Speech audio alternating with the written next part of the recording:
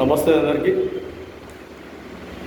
త్వరలో పార్లమెంటు సమావేశాలు ఏర్పడుతున్నాయి.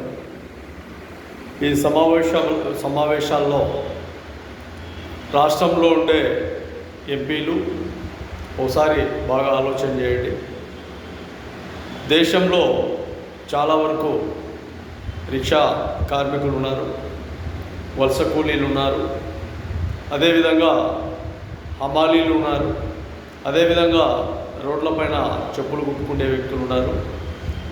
దాదాపు వేరే రాష్ట్రాలలో బోట్ పాలిస్ అని ఆ వర్క్ చేసుకుంటూ రోడ్లపైన జీవిస్తూ ఉన్నారు. వీరికి రాష్ట్ర ప్రభుత్వం, కేంద్ర ప్రభుత్వాలు చొరవ తీసుకొని న్యాయం చేసే విధంగా మన స్థానికంగా ఆంధ్రప్రదేశ్లో ఉండే 25 మంది ఎంపీలు మాట్లాడవలసిందిగా మరి తెలియజేస్తారా.